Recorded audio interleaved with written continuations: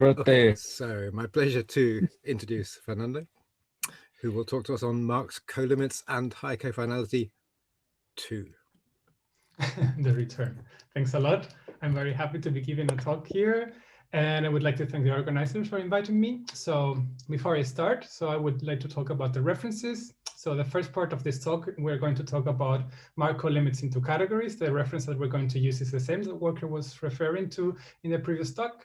And from the second part of this talk, we're going to use this paper here. That is one paper that I wrote. And yeah, so those are the main references. So let's start. So in the previous talk, we saw two directions to generalize for generalizing theorem A.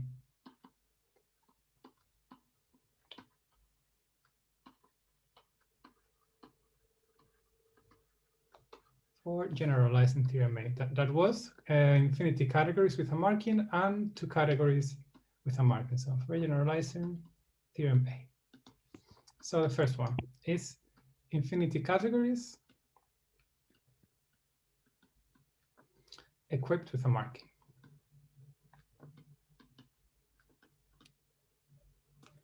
And I'm not assuming composition close.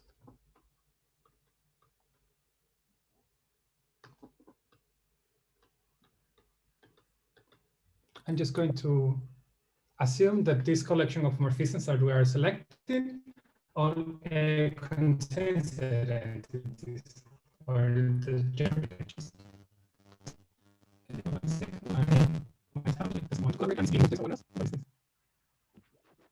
No, my tablet went crazy, sorry. And two categories.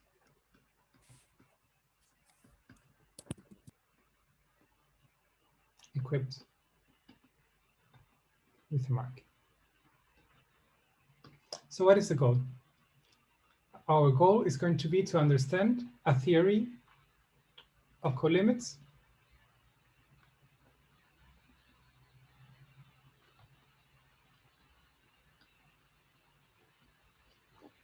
which serves as a natural framework for the previous theorem.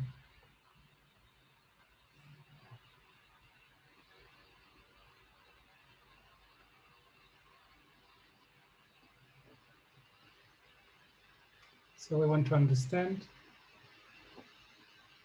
theorem A dagger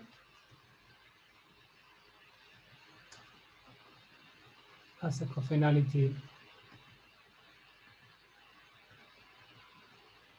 state. And I wanted to highlight this, yes. Yeah, my software is rebelling a little bit, but let's hope that everything can work. So let's go again to this theorem. So that was a characterization of cofinal functors just in the setting of colimits and infinity categories. And let's try to see how we recover this, how we do recover the classical theorem of Quillen from this. So, well, or more than a lemma, this is a remark.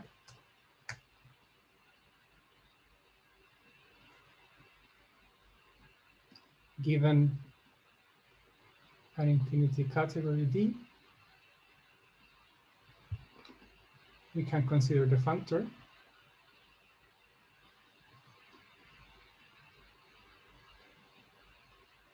that I'm going to call TD from D to spaces that is constant on the point.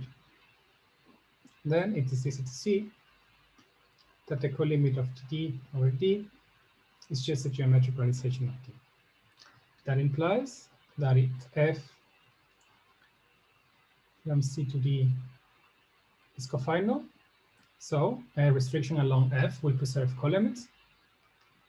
Then we have that C to D is an equivalence in the category of spaces, so homotopy equivalence. So this remark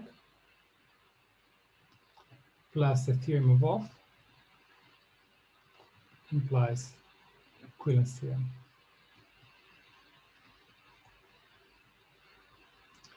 So we're hoping that we can find a theory of colimits such that the theorem that Walker proved in the previous talk is displaying exactly this phenomenon.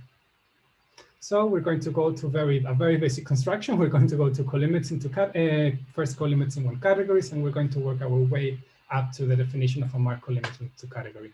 So this is well known and classical. So let P from D to A be a functor of ordinary categories. A cone for P is given by an object of A. And this looks like an object of A, for every D in D, a morphism P of D to A, such that for every morphism in D, we have this commutative diagram. So the universal such cone is called the colimit of D. And we denote it colim P over D. So we have a question. How do we generalize these two categories? How do we generalize this to categories? Well, let's observe that, let us observe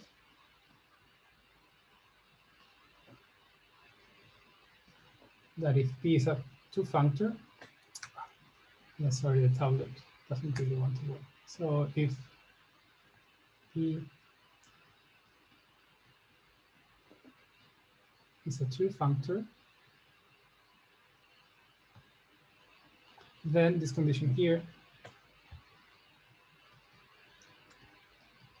is too restricted.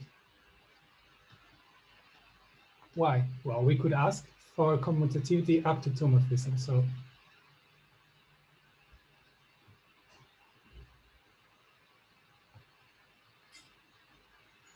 for commutativity up to two morphisms. That is, whenever we have a morphism in the two category D now, this is P of U, then this diagram is not going to exactly commute, but we're going to have a two morphism relating alpha D and alpha D prime.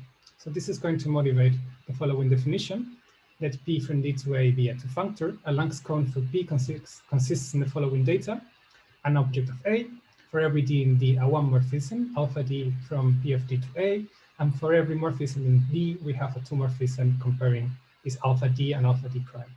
Of course, if this definition is not complete, we need to impose some conditions. So the conditions are composability, that I'm going to sketch it quickly here, and then I'm going to erase it because I need the space. But suppose that we have P to P to D prime. So a couple of composable morphisms in D. And then by definition, we have these two morphisms. So then we would like, so this is, let's say, P of U, and this is P of E. So we would like something of the form that after composing U and B, we can iterate it like this. So yeah, this was just for us to understand what do I mean by composability. Unitality should be clear. So whenever this U is the identity, this theta of U has to be the identity. And then something that I call compatibility with two morphisms. So suppose we have D, P of U, P of D prime, and P of U hat, and we have this two morphism that comes from a two morphism in D, then the obvious diagram should come. Let's not get too obsessed with all these conditions. We will give a very nice neat definition for what is a Lax cone. So as before,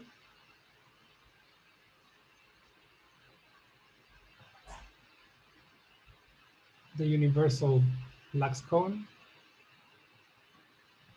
is called the Lax colimit. And I'm going to be vague now what I mean by universal Lax cone. I'm going to formalize this later, but for now, we're just having a tour between all, we're looking at the different ways we can categorize colimits. So how do we denote this? Well, the notation that I like is colimit flat over D, P. And this notation, the notation comes from Mark's implicit sets. However, in practice, we would like a notion of a cone where all these theta u's, they're not necessarily, I mean, we would like to impose that they're invertible for a certain collection of edges. So in practice,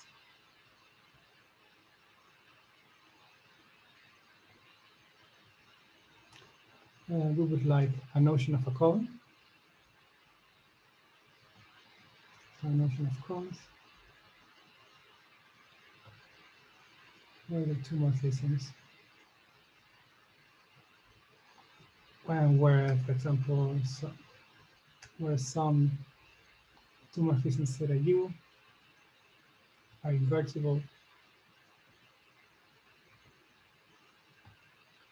for a given collection.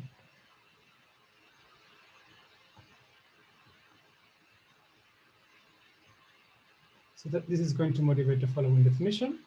Let P from D to A be a two-functor, and assume that D comes equipped with a collection of homomorphisms containing the identity, so my definition of Mark II category, and we denote the resulting Mark II category by D dagger.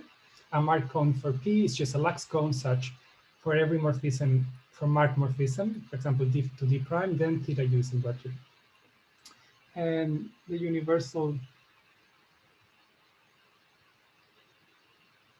Mark cone is called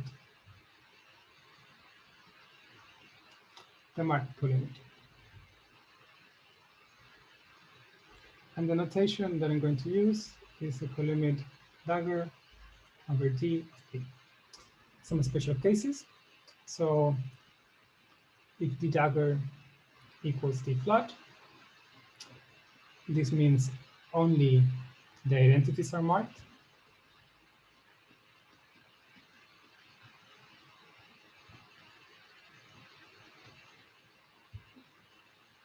We recover the lax colimit. And in the other extremal case, so just the complete opposite case, if D dagger is D sharp, that is, all edges are marked,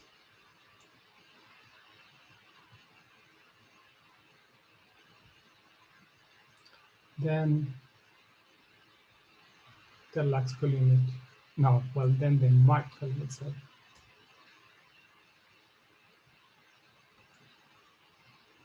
It's known, and it's classical in the literature, the marked colimit is known as a pseudo colimit.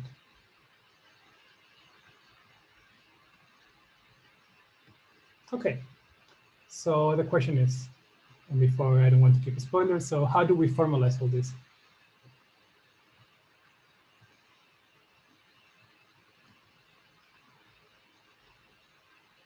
So how do we formalize the notion of universal cone in this context?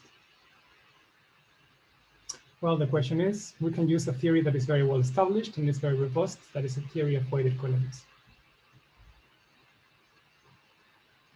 into categories. So now let me give you a totally classic definition. I think the original definition, I'm not sure if it is Kelly or Brousseau, let P D to A and W a functor from D up to cat. This is the dual on one morphisms. Note that when we have a two category, we could take duals in one morphisms or in two morphisms. So this is the dual with respect to one morphisms via two functor. Then the colimit of P weighted by W is given by some A in A together with an equivalence of two functors, A of A, and this functor, that this is going to represent the cones. And this is the notation that we're going to consider. And okay, here I have this small mark. I want to say what do I mean by an equivalence. And I mean level-wise equivalence of categories. And what do I mean with that? So fully faithful plus essentially subjective.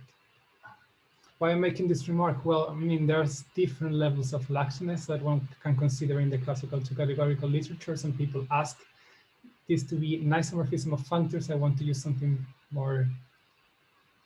weaker, because it's going to play an important role in the next part of the talk.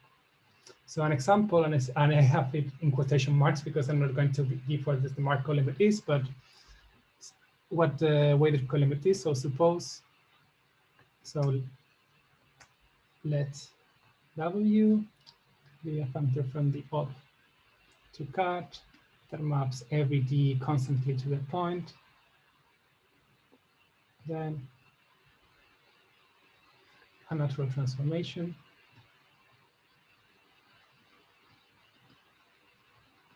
W to A, D, A. It's just a cone where given D to D prime U, the resultant diagram strictly commutes. So in some sense, using this way we recover the usual notion of colimit. I mean, it's a notion where we are imposing a strict commutativity, which is not very interesting, but we can see that this functor here is controlling the shape of the cones. So if we want to generalize mark colimits using weighted colimits, now we need as a good candidate for the weight for this functor here that is going. So we need to pick this W in a way that natural transformations are the same as lax cones, pseudo cones, or mark cones. So let's go and try to make this definition. Well, let's do it. And we're not going to try, we're going to do it. So we need some preliminary definitions for this. So let D be a two category. We define a one category that I tend to call the homotopy one category of D that has the same objects as D, and such that the hom sets are given by the connected components of this category here. That is given, so two one morphisms are going to be related if and only if you can connect it by a zigzag of two morphisms in this two category D. And then we can do this definition. Let D be a two category. We denote by D over D upslash the functor sending D to the homotopy category of this two category. And Walker talked about this category, well, a version of this construction. So let me remind you how this looks like. So this has as objects morphisms D to D prime, and as morphisms D prime to the second. But Walker talked about the downslash. I'm going to take the other version. So then I have this natural transformation going in this direction. And then two morphisms are given by, well, a two morphism in this part, making the obvious diagonal root. Okay, so how do we define a functor? That is the value in objects. And then we know that to define the value in one morphisms and two morphisms, we just recompose by one morphisms respectively two morphisms. And that gives a function, a well-defined function. So now, I claim that this is the weight that is going to control lax cones. So let's see. Suppose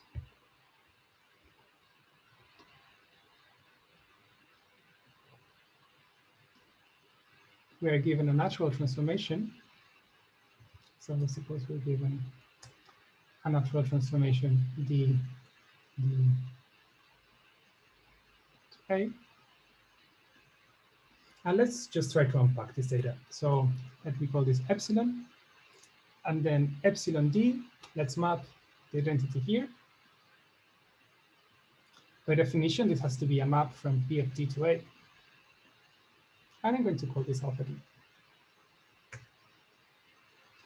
And by naturality, it is immediate to see that if we have some D to D prime U, or to not confuse with the previous definition, let's say gamma, for example, or no, D is good. So this is going to be mapped to B alpha D prime, following this definition of alpha D prime. That is just because naturality. And then let's see what happens, for example, if we apply this to a morphism D. This is the identity, this is B, This is a one morphism because we can just take the identity composed with D as B. So this is a totally valid one morphism. So this is going to give here a two morphism in this mapping category from alpha D to V composed with alpha D prime. And if we see, we are just we keep unpacking and unpacking this definition using naturality. And what we see, and I want to put this as an exercise because it's really just an exercise to see that my exercise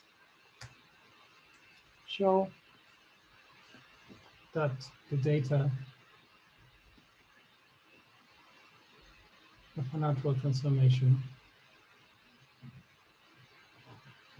D to A is just a lax cone with tip.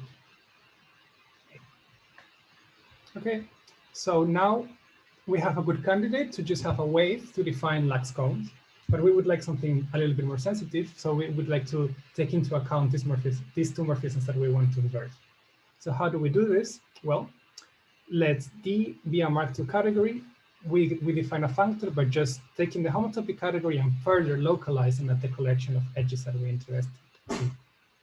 And as a remark, I note by this the one categorical localization. And I will use this notation for the infinity categorical localization. Because for this part of the talk, I'm just considering just a strict classical colimits into categories. So remark, it is easy to see that a natural transformation, not W, the dagger to A is precisely a marked cone. Okay, so well, we can give the main definition for this part of the talk. Given a functor of two categories, when D is a Mark II category, we can define the Mark colimit as this special case of weighted colimit. So now we can just focus on cofinality. Okay, so one remark. It seems that this theory of Mark colimits would be a special case of the theory of weighted colimits. So this wouldn't be that interesting because we know that the theory of weighted colimits is very well developed. That is true, but both approaches are essentially equivalent. I'm not going to go into detail into that, but we can express every weighted colimits as a specific Mark colimit. So the theory of weighted colimits into categories is the same as the theory of Mark colimits into categories. But now let me go and talk a little bit about cofinality in this context. Before going into the part of cofinality, I would like to mention some references. So the theory of weighted colimits is classical. I think it goes back probably to the 80s, if I'm not confused. But the first paper where this approach, specific approach to Mark colimits was first introduced, as far as I'm concerned, is this paper by the Scott Dubuc and Sishin, called Sigma Limits into Categories and Flat Pseudo Functors. A recent paper that came out not so long ago, probably 2 months ago, or it was December, is Vibrations and Lax Limits in Infinity to Categories by Gagna, Harpas, and Donari. They give a very general definition of Mark colimits that they called inner, outer, Cartesian to Cartesian, depending of the different levels of ops in one morphisms or two morphisms. And yeah, and this is a very general definition in the context of infinity by categories. One remark about those approaches. So in the above mentioned references, if the above mentioned references, the definition of Mark colimit is different, so it has a different definition, but it is equivalent.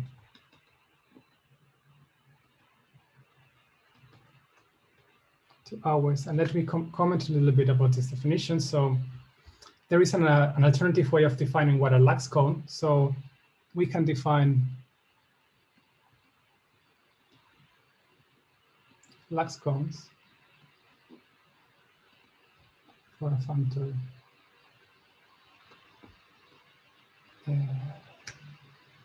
P D to A as a lax natural transformation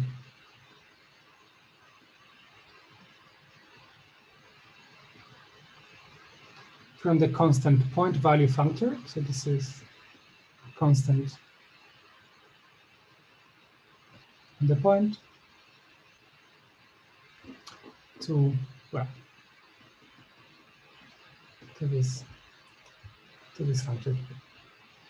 Okay, so that was a comment that I wanted to make for those who might be aware of those references here, to just let you know that both definitions are essentially the same. So now I would like to give another definition. Let f be a mark functor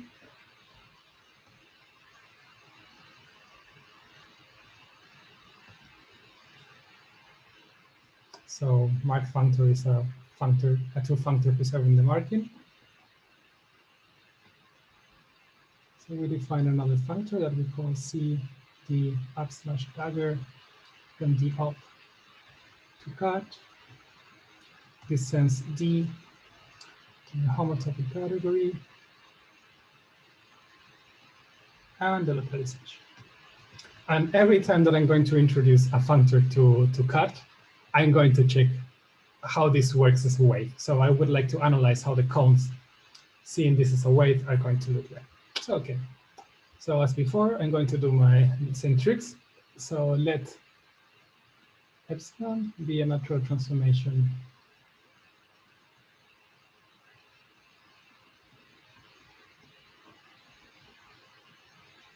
no, I want A here. So let's unpack this.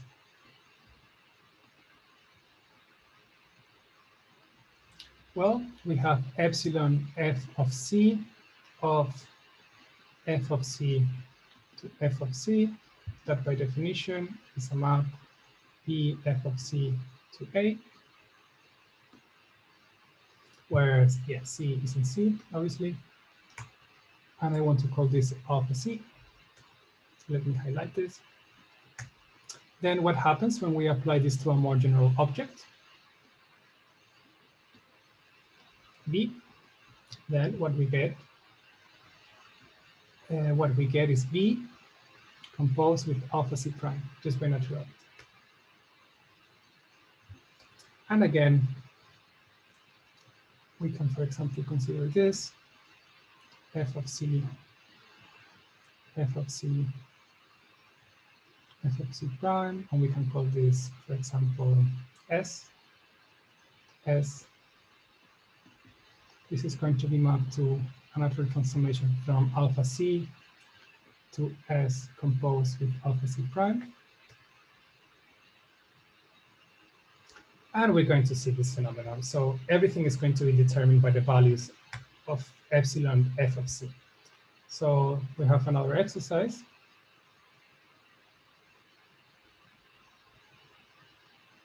Show that a natural transformation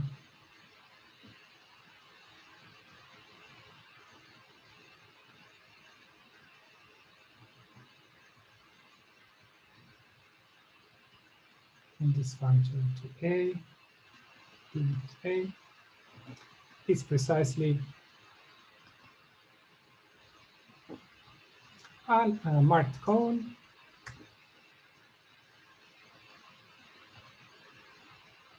for P from first apply F and then apply P. So the restriction of the functor P along F. So then this is starting to look slowly to cofinality, but let's make this precise. So let F from C to D dagger and G be a functor from D up to cut. then the canonical map given by, first we restrict to C, and then we compose with this map here. Well, what is this map here given? Well, this map is basically given by C to C f of C. Then the canonical map is an equivalence of categories, which is naturally G. So remark,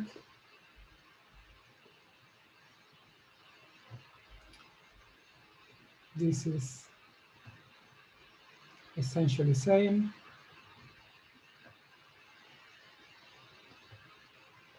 that C, D, dagger is the left can extension of the function. Okay, so now I have a small spoiler here, but consider the map of the natural transformation eta f from CD to DD. Then let's check what this does on the natural transformations, which are going to determine the cones. So D, D,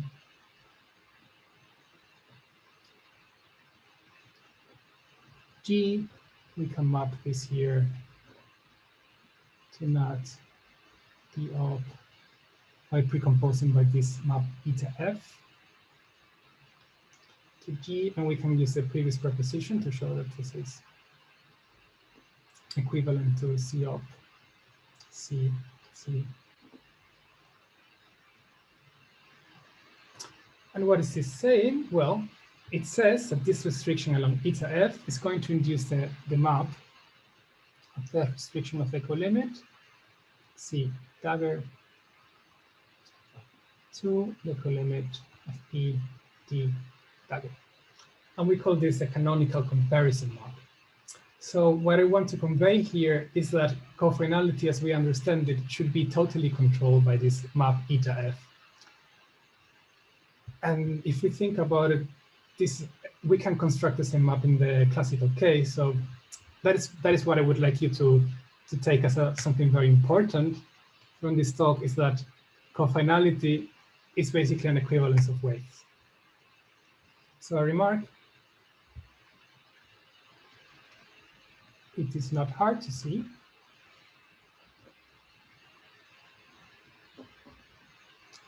that, and those are going to be some computations from our colimits. The colimit over D dagger D is given precisely by the homotopy category D, and then we localize. And the colimit over C dagger D F, but here we are precomposing with F, is given by C D dagger W. Okay, well, what are we learning now? Well, this is we have formalized that eta f controls cofinality.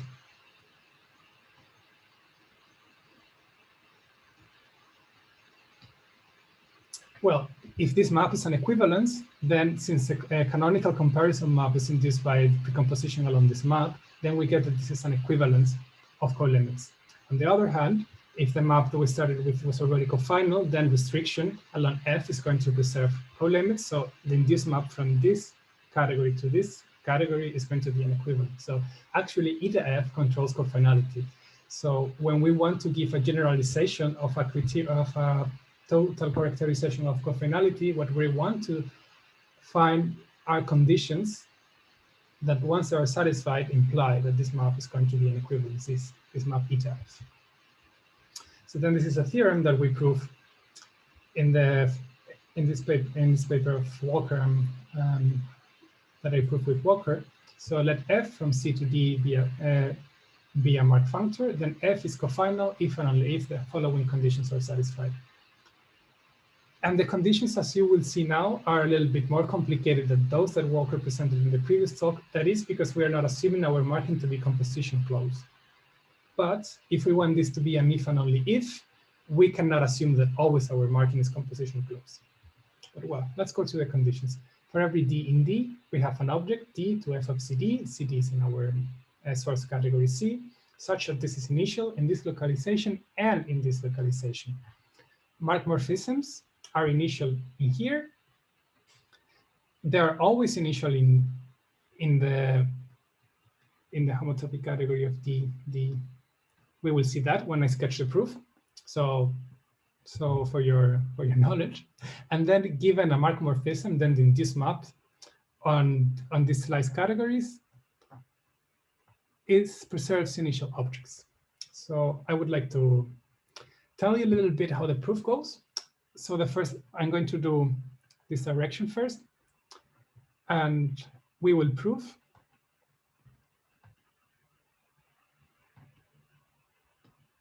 so in general, this is before we go with the conditions, we will prove that eta f is a level-wise equivalence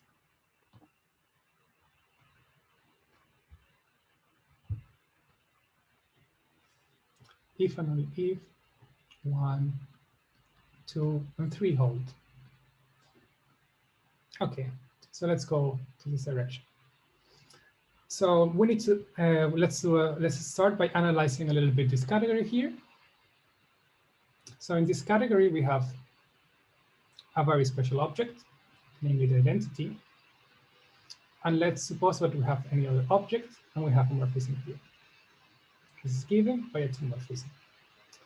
Well, we could find a factorization of this, where this is U, this is strictly commutes, and this maps to U. This shows, and this is U. This shows that in D, so in D to the identity to U for any morphism has an initial object.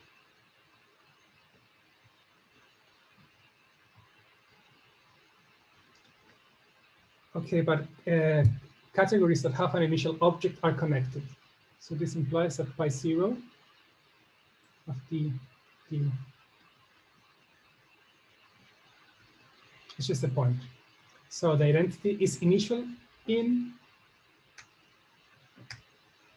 so the identity is initial in the homotopy 1 category of D upslash. However,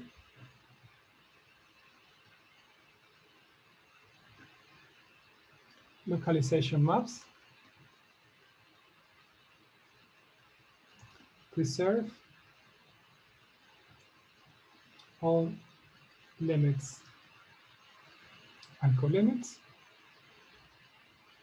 So the identity is initial in the homotopy category after we take the adequate localization. So now we can prove one, and now we will prove one. So let me go here to show one.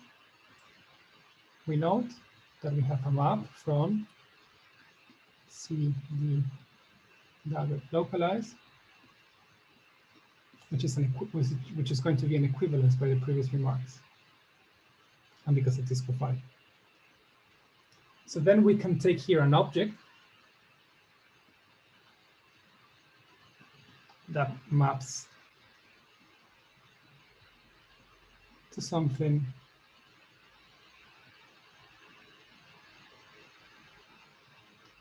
equivalent to identity. Well, but this is an equivalence of categories, so it preserves and reflects initial objects. So then we have the candidate. That is an example of a morphism satisfying the condition 1. And since we can do this for every D in D, the first condition is satisfied.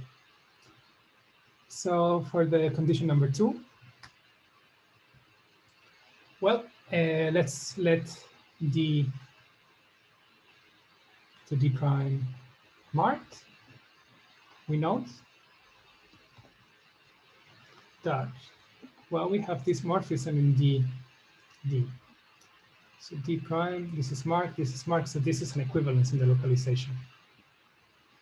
So whenever we have a morphism f to f of c that is marked, it is going to be marked to some, it's going to be sent. It is sent to an initial object.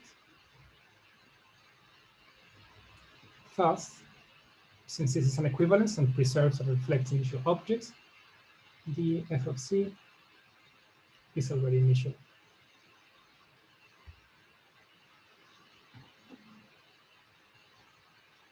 In C. And for condition number 3, let me go here. We need to show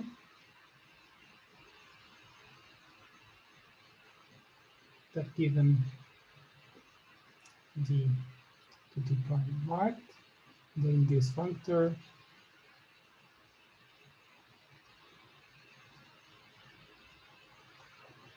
C D prime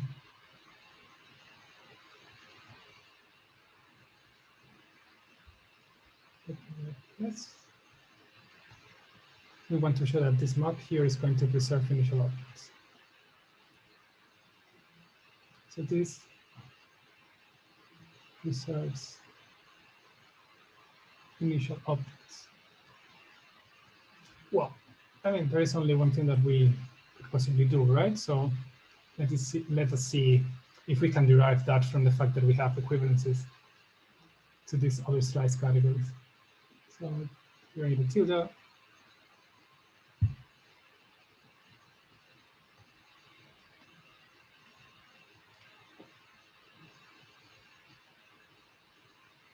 Okay, so we start with an initial object here.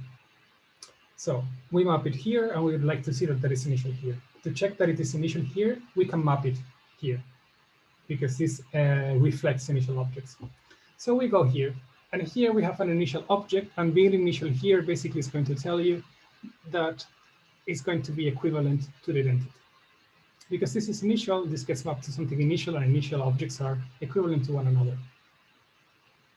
Okay, but well, this is identity, and then we precompose with something marked. So this is an equivalence, and we precompose with something marked. So we obtain here a marked morphism. Marked morphisms in here are initial, but this is going to be, so then this map gets mapped to something that is equivalent to an initial object. So this is, so this maps to D prime, f of C prime. So they become equivalent. So in particular, it follows that this is equivalent here. So this has to be, so these two are equivalent here. So this must be initial here. So this is the first direction of the proof. The other direction is quite a little bit more involved. So that I'm just going to give a small sketch of how it goes. And it's, you know, like Walker did. I'm going to do something similar, or sketch something similar. I'm going to construct an inverse to eta f.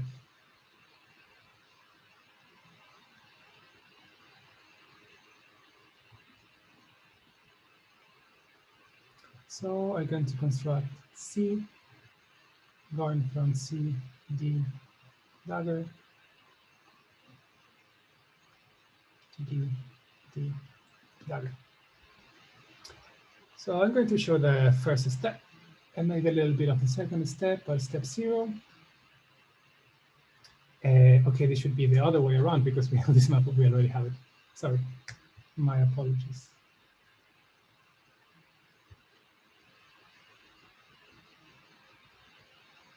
So we fix once and for all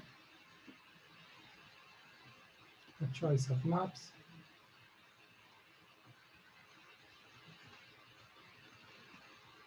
satisfying 1. Then C, D, and I call this alpha D. I know that I'm using alpha D in several different contexts if you have any confusion with the notation, but I find this good notation for this. So we map the identity to alpha D. By naturality, we are already imposing that whenever we have D to D prime W, then we're mapping this. This has to be mapped to alpha D prime. So we already have the definition what this should do on objects. So what should this do on morphism? So what should be, for example, let's give a very easy example from the identity to this very particular morphism.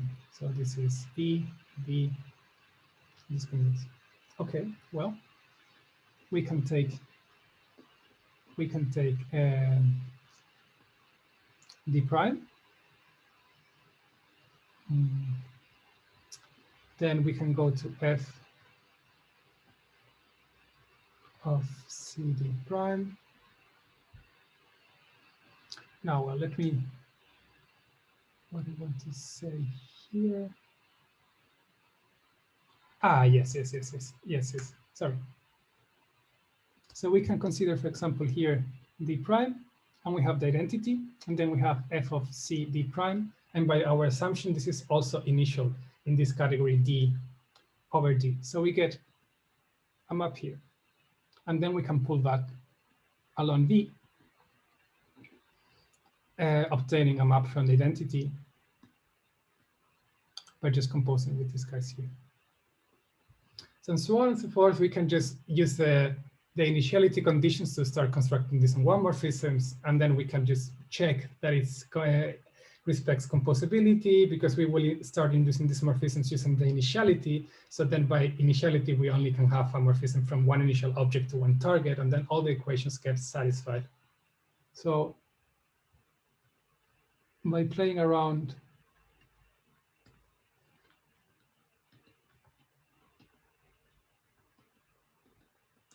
initiality,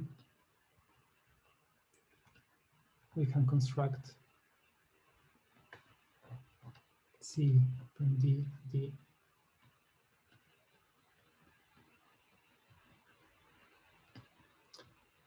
And so a brief word why this should be an equivalence. Well, suppose, for example, we start with D. So we go, let's do first this composite. So D, D, going to C, D, going to D. So this is going to map this guy here, the identity to some D F of CD according to this choice that we made at the beginning. But by the hypothesis, this has to be initial, and this is initial here. So they both become equivalent. So this is a way that you can construct. So you can show that once you take the composites, they're going to equal the identity. Actually, I find that this is nicer when you use the language of Cartesian fibrations and just doing the classical case. And in the classical case, you have to compute and give equations. It is more neatly packaged once we have the notion of a Cartesian fibration. But well, so that is everything that I wanted to say regarding Mark colimits in strict two categories. Now I would like to move to Mark colimits in infinity by categories. The model that I'm going to use is scale simplicial sets. Better said, fibrant objects in scale simplicial sets. And we can give a similar definition of Mark colimits in infinity by categories by just having an infinity to functor and the wave that is also an infinity to functor going into the infinity two category of infinity categories.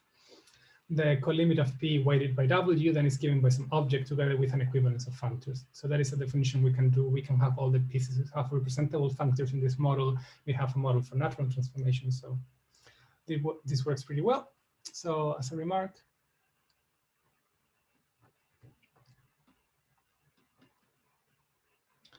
from now on,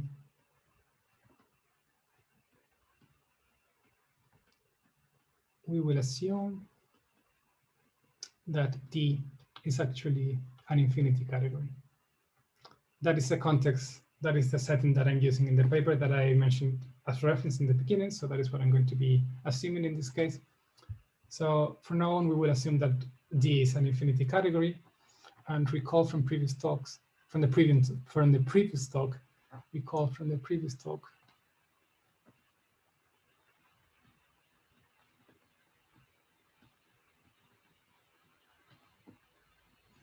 that we have a functor from D up to cut infinity, mapping D whenever D to D over D, and if D is marked, then we can also define D up to cut infinity D to the localization of D with respect to the marking that we're given.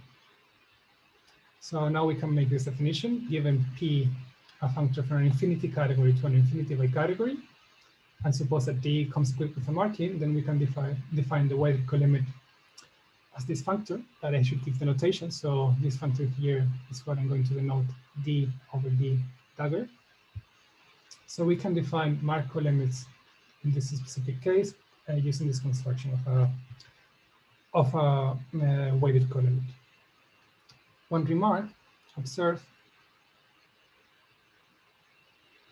that if D dagger is D sharp, then let's look at this functor D sharp and D arc to cut infinity. Let's map this guy here to the localization with respect to all morphisms. So that is the same as the geometric realization, and this is contractible. So this functor here is equivalent to the constant functor on the point.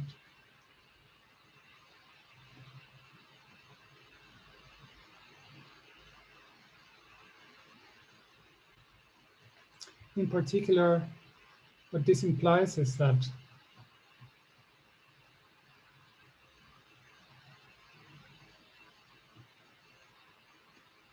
we can recover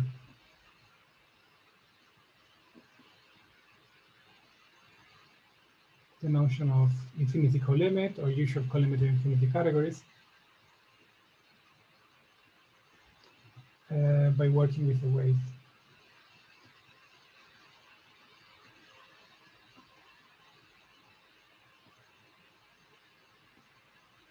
D sharp. I mean, you have to be a little bit careful with this, but essentially the universal property given by the constant point value functor is the universal property that we use to define usual colimits. And this usual colimit would be taken in the underlying infinity category of A, where A is an infinity by category. So now I would like to talk about a result that I have in my paper that shows how we can compute mark colimits in the specific case when our infinity by category is infinity by category of infinity categories. This is a generalization of two results I read in the literature, and this was independently discovered by Berman in a paper called on lax limits in infinity categories. Let's suppose that we have a diagram in infinity categories, and we suppose further that our infinity category comes equipped with a marking. Then we denote the unstraightening, so un of P, with an straightening of P, that for those who are familiar with higher Chapez theory is nothing more than infinity categorical Guattini construction. But we declare a specific marking when we say that an edge is marked if and only if it is co-Cartesian and lies over a marked edge of T. Then we can compute this mark colimit as a localization of the Guattini construction. And this is interesting. Well, first of all, because it's a computational tool, and second of all, because it's going to generalize several results. So, but several, two in this case. So if D dagger is D sharp,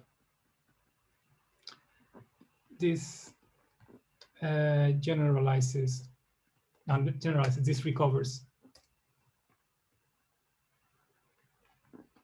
corollary 3, 3, 4, 3 in higher Chapez theory. So in higher Chapez theory, that corollary tells you how to compute the usual colimit of a diagram valued in infinity categories as a localization of the Guattini construction at the set of all co-Cartesian edges. So that is the case what we plug, if we plug this specific marking in this theorem. The second is given by when D is D flat. So this is the lax colimit. So then the colimit, the lax colimit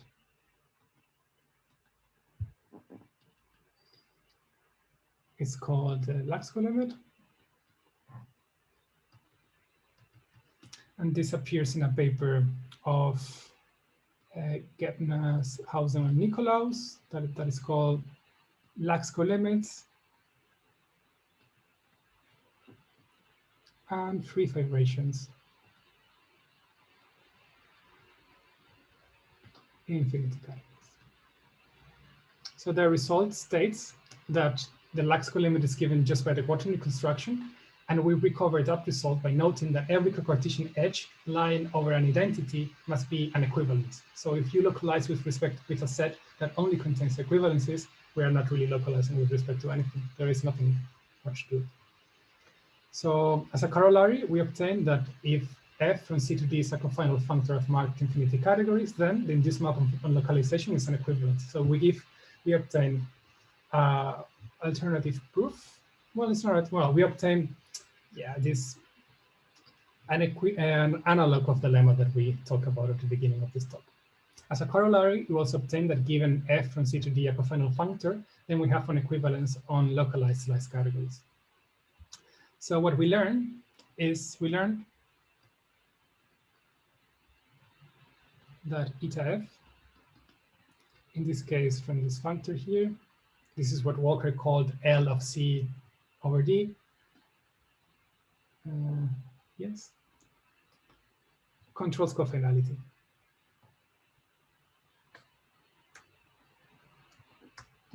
Controls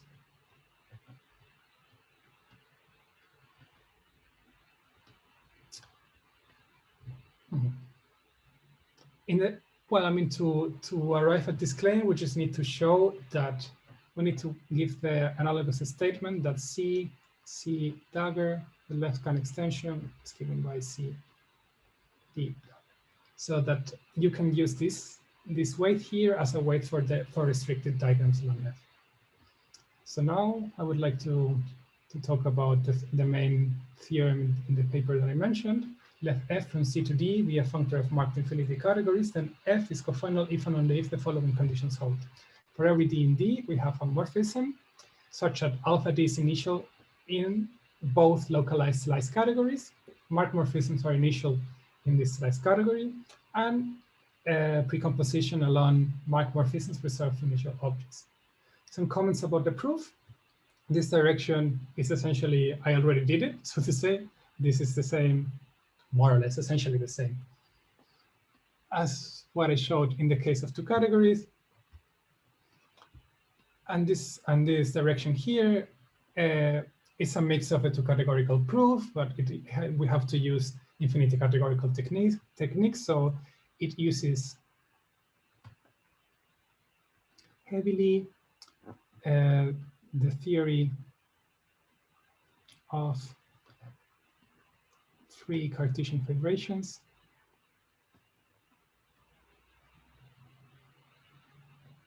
in Gebner, Hausen, and Nikolaus.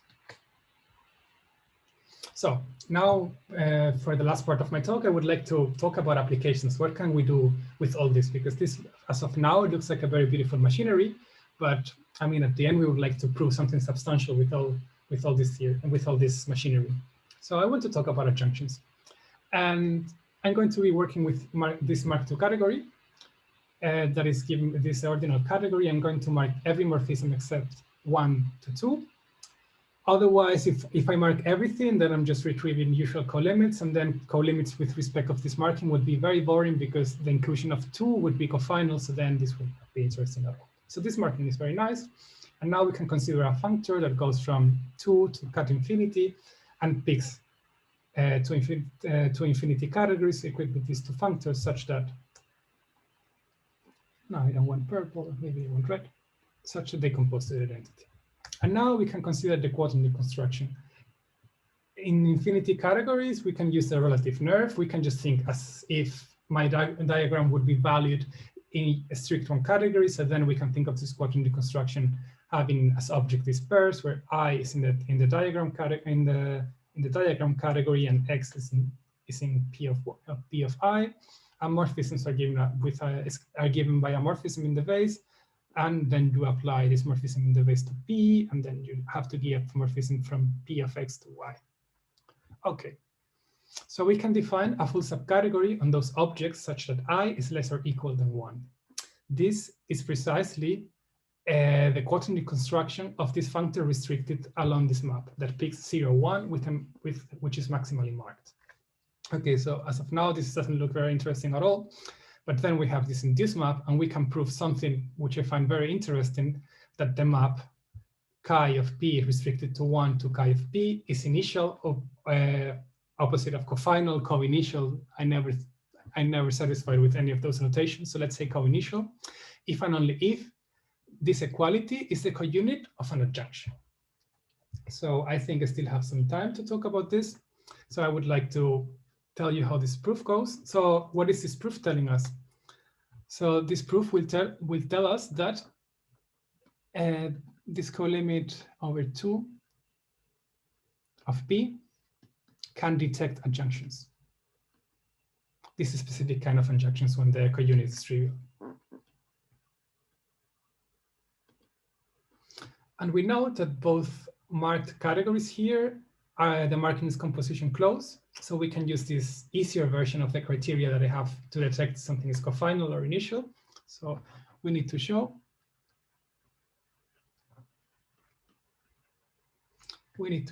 that the following holds.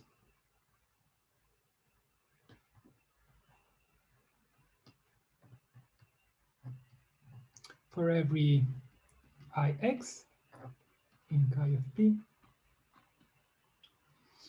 there exists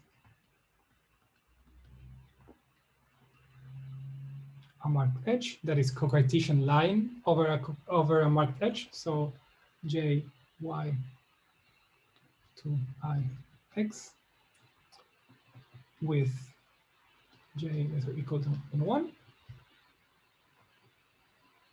And marked morphisms are terminal because I'm using the dual conditions of this theorem A dagger. In chi restricted to 1 under. Okay, so let's check this criteria. And this criteria should be satisfied if and only if this equality is the counit of an adjunction. Okay. So we have one observation. Note that if we have Ix with I less or equal than 1, then chi restricted to 1 is the same as chi of P. So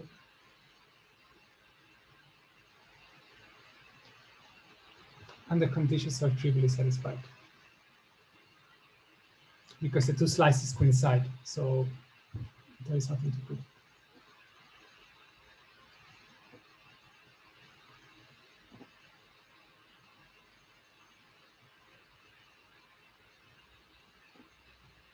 So are trivially satisfied. Okay, great. So now we can focus our attention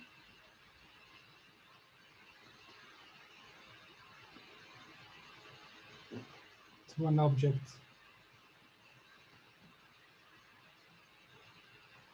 of the form 2x, where x is in P of 2. Okay, so we need to give, well, how do we give a marked object? Well, that is very easy because we have 0x. And the image and P of 0, 2 is identity. So this is a perfect valid example. This is marked, and yeah, this is an identity, so that is nice. But so the first condition is satisfied, and now we need to show that every marked morphism is going to be terminal. So note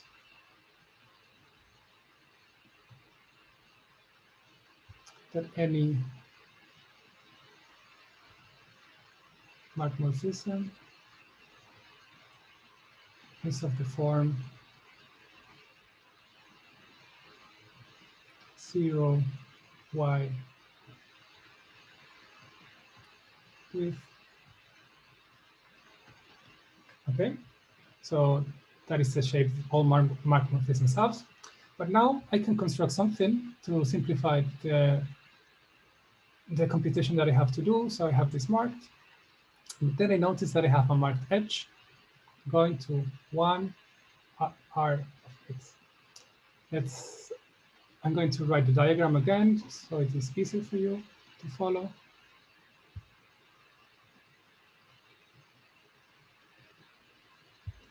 Okay, so what is this morphism here? This morphism here, it's given by applying L to R of X and just taking the identity. This morphism is not marked because I'm not marking in my diagram category 1 to 2, but it's not going to play an important role. So this morphism is given by an equivalence here. And to give a morphism here, I need to give something from R of Y to X. So if I call this alpha, this is going to be R of alpha. And when I apply L, I obtain, again, because this composite is identity, I obtain the original morphism that I started with. So this commutes. And this is a valid morphism that is going to become an equivalence after localization because this is marked. So what do we learn from this? It suffices to show that, and I'm going to give it a name, T of X, because I believe this is terminal, becomes initial in the localization. Now initial, sorry, terminal. Sorry, I was saying initial of the talk, so now it's a bit confusing. Becomes terminal in the localization. Since localizations respect all limits and colimits, I will show that T of X is already terminal.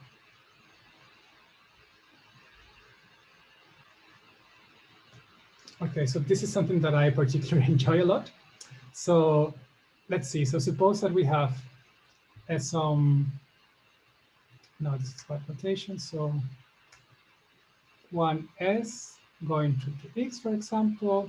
So I want to compute the mapping space between this guy and this guy. So this alpha is given by something from L of S to X. So what is to give a morphism here? To give a morphism here is precisely to give some S to R of X such that when we apply, so I'm going to call this gamma, and this is theta. No, theta, I used that before. So R, yeah, let's use R. So what is to give a morphism here is to give a morphism from S to R of X such that L of gamma is R. And what is this? Well, this shows that map in chi of P restricted to 1 over 2x of alpha to T of X, this fits in a commutative diagram. That is hom of S R of X going to hom L of S going to X. And this is just picking a point that is going to be R. And we have a proof. So we have proved, I mean, we have to do another case, namely another morphism when the source is 0s, but I mean, that is exactly the same. So we have shown that this map in space is exactly the fiber of this map. The fiber of this map is a point, or it is contractible, if and only if L is adjoint to R with trivial counit.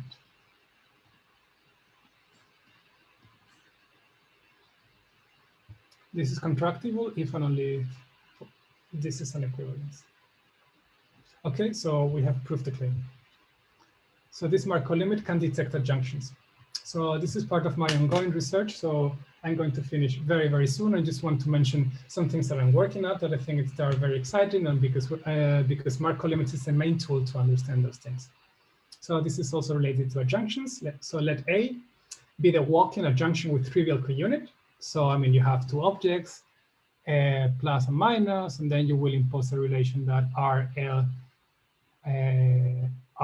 is identity and plus, and so on. So let A be the walk-in adjunction with trivial counit, and denote with iota or I the inclusion of its underlying one category.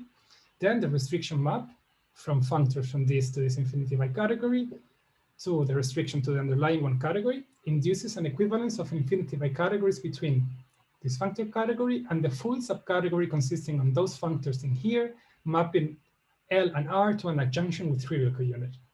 So we can recover all the two categorical data just by having a functor here and just checking this condition that is basically for every pair of objects. When you apply L, this is an equivalence of CAN-complexes. CAN-complexes because we are working with infinity categories, and this has to be a CAN-complex. I think you heard my cat meowing that is next to me. So, and this will be a building block for a theorem that Toby more or less mentioned at the beginning at some part in this talk this morning, that is how to understand two simplicial objects in infinity categories. So let I be the inclusion of the simplex category into the simplex 2 category. Then the restriction functor induces an equivalence of infinity by categories between two simplicial objects in infinity categories, and the full subcategory of simplicial objects in infinity by categories that consists in those functors mapping the faces and degeneracies to the adequate units and counits that Toby mentioned. So this theorem that I'm working at, and will be one of the main results of my thesis, will tell you that we can, again, check that something comes from, so that all the two categorical data is already expressed in the fact that this functor maps faces and degeneracies to adjunctions. And this is, I think, quite interesting, surprising, and I hope that this will have very interesting applications in the future. So I would like to thank you all for your time, and I think that is all that I wanted to say. So thank you so much.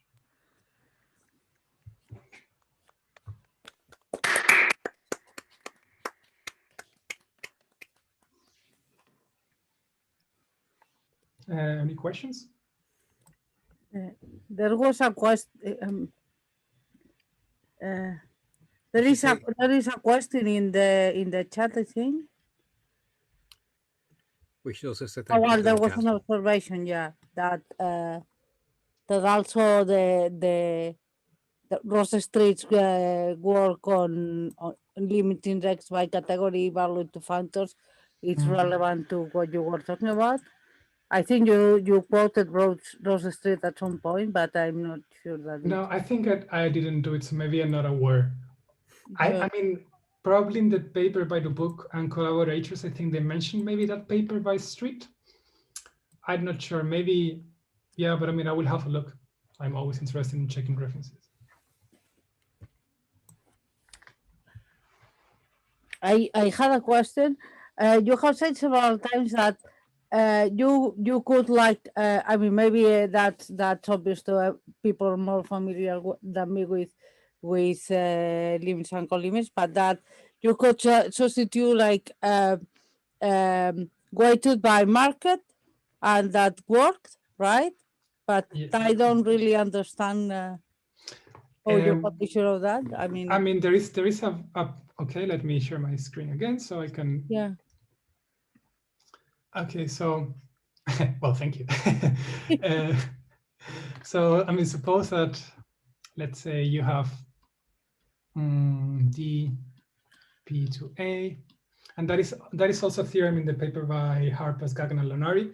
So suppose that you have a functor from D to A, and you have a weight to cut infinity. Then you can form a quadrant construction. So let's call this unstraightening. Here, that is an outer Cartesian federation in the language of a paper by Harpas and collaborators. So this has a marking that is induced by the marking here. So if you take the weighted colimit of this composite, that is the same Now, so if you take the Mark colimit of this composite with respect to this weight that is given by co-Cartesian edges laying over edges here, Mark edges here is the same as the Mark colimit. So let's call this pi and p. So then we get colimit here over this unstraightening of pi. P is the same as the colimit over d with the weight. So that is a relation. I prove also in my paper a version of this where when d is just an infinity category. That was So- one thing. Sorry, yeah, go ahead, go ahead. No, go for it. Then there was the thing that you seem that, well, maybe that's also something that they should know. You can pass from the result for one categories to infinite categories, or two categories to infinite categories. So Walker also could do that. You can. What do you mean that you can pass from one to another? Well, I don't know. I mean, at some point, I may be mixing your talk with Walker's, but you have results that were in principle for two categories or for one categories, but then you say, well, it goes also for infinite. If you put infinite categories. Well, the first part of the talk was strict, was Mark colimits with just universal properties that are on the nose. Yeah. So no homotopy commutativity. And the second part of the talk was with infinity categories. Yeah. So I'm just giving these two examples because we still don't have like the full result with infinity by categories, the full theorem A. So then that is why I'm switching from infinity categories with a marking and then just strict two categories with a marking, because those are like the two cases that we have worked out. Yeah. And if I would have everything proof as of now, I would just give infinity by categories a full proof, because that Okay. yeah, that is the most general case. And both. I see. Okay. Thank you very much. Sure. Are there any more questions? So if not, let us thank Fernando for his very nice talk again. Pleasure. And we'll meet tomorrow at 9:30 again. So have a good night and see you tomorrow. See you all. Thanks for coming. Auf Wiedersehen. Wiedersehen.